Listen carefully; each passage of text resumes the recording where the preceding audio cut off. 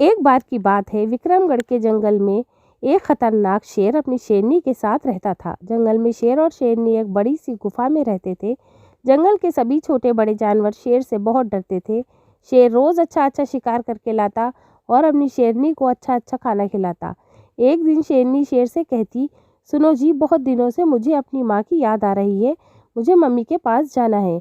तुम आज मुझे मम्मी के घर छोड़कर आ जाओ। ठीक है जी, हम शाम को ही तुम्हारी मम्मी के घर चलते हैं। मैं भी कुछ महीनों से तुम्हारे साथ वहीं रहूँगा। शेर ने उत्तर दिया, ठीक है, मैं जाने के लिए तैयार करती हूँ। शेरनी का ने कहा। विक्रमगढ़ के जंगल से दूर हल्दी घाटी के जंगल में शेरनी की मम्मी का घर था। शेर और शेरनी जाने के लिए तैयारी करने लगे। दूसरी तरफ विक्रमगढ़ के जंगल में एक बंदर अपनी बंदरिया चमेली और अपने छोटे से बच्चे के साथ पेड़ पर रहता था। बंदर चुपके से शेर और शेरनी की सारी बातें सुन लेता है और खुशी से उछलता हुआ चमेली के पास जाकर कहता है, सुनो चमेली, ये खुशखबरी है। मैं तब तक तुम्हारी कोई बात नहीं सुनूंगी जब तक हमारे रहने के लिए पक्के घर का इंतजाम नहीं हो जाता। बरसात आने वाली है, तुमको हमारी कोई चिंता ही नहीं। सारा दिन जंगल में इस पेड़ से उस पेड़ पर उछलते फिरते हो। मैं बरसात में इस छोटे से बच्चे को लेकर इतने बड़े जंगल में कहाँ जाऊंगी। अरे पक्के घर का इंतजाम हो गया? क्या कहा? हुआ क्या घर का इंतजाम? शेर की गुफा में तुम्हारा दिमाग खराब हो गया है। शेर की गुफा में हम कैसे रह सकते हैं? वो तो हमें खा जाएगा। शेरनी और शेर कुछ महीनों के लिए इस जंगल को छोड़कर दूर अपनी माँ के पास हल्दी घाटी के जंगल जा रहे हैं। बरसात के बाद ही आएंगे। चमेली से बंदर ने कहा, शेर शेरनी शाम को दोनों जा रहे हैं। मैंने अपने कानों से सुना है। सुनो जी, अगर शेर कभी अचानक आ गया तो क्या करोगे? उसके लिए मेरे पास एक तरकीब है। क्या तरकीब है? ज़रा अपने कान इधर लाओ, वो तरकीब तुम्हारे कान में ही बताऊंगा। चमेली अपना कान बंदर के पास लेकर गई। बंदर ने चमेली के कान में कुछ कहा। चमेली सुनकर खुश हो जाती है। अरे वाह, मेरे बंदर की तो बहुत ही अच्छी तरकीब है। अब हम शेर की गुफा में आराम से रह सकते हैं। शेर शेरनी जंगल छोड़कर चले जाते हैं। बंदर शेर की गुफा में रहना शुरू कर देता है। जंगल में शेर ना होने की वजह से सारे जानवर बहुत खुश हैं। सभी जानवर और पक्षी खुशी से तरह तरह की मधुर आवाज़ें निकाल रहे हैं, नाच रहे हैं, बंदर से बातें भी कर रहे हैं। बंदर भैया ये लो, अमरूद खाओ। तोता तार तार करता हुआ उड़ जाता है। तभी हाथी गन्ना लेकर आता है। अरे भैया ये लो, गन्ना बहुत मीठा है। धन्यवाद हाथी भैया। हाथी चिंगारते हुए चला जाता है। ये लो बंदर भैया, आपके और बच्चों के लिए लाल लाल गाजर। आपको बहुत अच्छा घर मिला। धन्यवाद गधे भैया।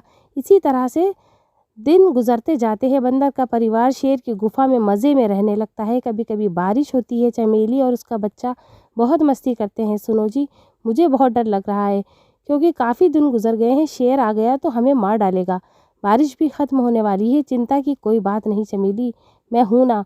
बोलते हुए बंदर गुफा से लगे हुए आम के पेड़ पर तेज़ी से चढ़ जाता है और कुछ समय बीत जाने के बाद एक रात जंगल में बहुत ज़ोर से तूफ़ानी बारिश होती है। बंदर चमेली और उनका बच्चा गुफा में बारिश में बंद होने का इंतज़ार करते हैं। जंगल के सभी जानवर पक्षी अपने अपने घोंसलों में बारिश से बचने के लिए छिप कर बैठते हैं। बीच बीच में आसमान में बिजली कड़कती है तो बंदर का बच्चा डर से माँ से चिपट जाता है। सुनो, बच्चे को बहुत डर लग रहा है। लाओ बच्चे को मुझे दे दो, मैं इसे सुला देता हूँ। बंदर बच्चे को अपनी गोदी में लेकर सुलाने लगता है। इसी तरह से रात गुजर जाती है। सुबह होती है। बारिश रुक गई। सभी पशु पक्षी अपने अपने घोंसलों से निकलकर पंख फड़फड़ाते हैं। तभी अचानक एक कौवा ज़ोर से चिल्लाता हुआ जंगल के इधर से उधर सबको सावधान करता हुआ उड़ रहा था। वो कह रहा था, हाँ हाँ सावधान, शेर जंगल की तरफ आ रहा है। मैंने अपनी आंखों से देखा। साथ ही शेरनी है। हाँ हाँ। चमेली कौवे की बात सुनकर घबरा जाती है और बंदर से बोलती है, शेर जंगल में आने वाला है। अब हम कहाँ जाएंगे? कुछ तो करना पड़ेगा। यहाँ तो शेर सबको खा जाएगा। कुछ करने की ज़रूरत नहीं है, मैं हूँ ना। जब शेर यहाँ आएगा तो तुम वही तरकीब करना जो मैंने तुम्हें बताई थी। ठीक है जी, मैं वैसा ही करूँगी। हाँ, फिर शेर अपने आप यहाँ से चला जाएगा। बाकी जानवर भी इधर से उधर भाग रहे हैं। शेर के आने की खबर सुनकर पूरे जंगल में खलबली मची हुई थी। सब इधर से उधर छुपने की कोशिश कर रहे थे। तभी जंगल में शेर के दहाड़ने की ज़ोर से आवाज़ आती है। जंगल में सन्नाटा हो जाता है। जंगल एकदम शांत हो जाता है और शेर दहाड़ता हुआ अपनी गुफा की ओर जा रहा था। सभी जानवर चुप चुप कर शेर को देख रहे थे। बंदर परिवार के साथ शेर की गुफा के अंदर ही था। शेर जैसे ही अपनी गुफा के पास पहुंचता है तभी गुफा से चमेली के चिल्लाने की आवाज़ आने लगती है और उसके बच्चे की रोने की आवाज़। सुनो जी, जल्दी से बच्चे के लिए शेर का मांस लेकर आओ, बच्चा भूखा है, आज बच्चे को शेर का मांस ही खाना है। ठीक है, अभी लेकर आता हूँ। बस यूँ गया और यूँ शेर का कान पकड़कर यूँ लाया। अरे जल्दी से शेर का मांस लेकर आओ ना। इधर शेर दोनों की बातें सुनकर घबरा जाता है, मन ही मन पूछता है, पता नहीं ये कौन सा खतरनाक जानवर है जिसका बच्चा शेर का मांस खाता है। तो ये लोग क्या खाते होंगे? नहीं, मैं गुफा में जाकर अपनी जान नहीं दूंगा, ये मेरी जान को खतरा है। शेर तेजी से जंगल से बाहर की ओर भागने लगता है। सभी जानवर हंसते हैं। क्या हुआ महाराज, अभी अभी आए और अभी अभी चल दिए? बस ऐसे ही कुछ काम याद आ गया था। सभी जानवर जोर से हंसते हैं। जैसे ही शेर जंगल से बाहर पहुंचता है, उसे चालाक लोमड़ी मिलती है। लोमड़ी शेर को बंदर की बात बताती है, लेकिन शेर को लोमड़ी की बात पर विश्वास नहीं होता है। तो लोमड़ी बोलती है, ठीक है, मैं आपके साथ चलती हूँ, तब आपको विश्वास हो जाएगा। इसीलिए मैं अपनी पूंछ भी आपकी पूंछ से बांध देती हूँ। हाँ, ये ठीक रहेगा। दोनों पूंछ बांध लेते हैं। गुफा की तरफ आते हैं। चमेली लोमड़ी को शेर के साथ आते हुए देख लेती है और बंदर को बता देती है। बंदर फिर से वो तरकीब इस्तेमाल करता है। शेर और लोमड़ी नज़दीक आते हैं। चमेली चिल्लाती है, सुनो जी, मैंने अपने बच्चे को लेकर अपने घर जा रही हूँ, वहीं पर शेर का मांस खिला दूंगी। थोड़ा सब्र रखो, मैंने लोमड़ी को भेजा है, वो शेर को बांध कर लाती ही होगी। शेर बंदर की बात सुनकर लोमड़ी को गुस्से में देखता है।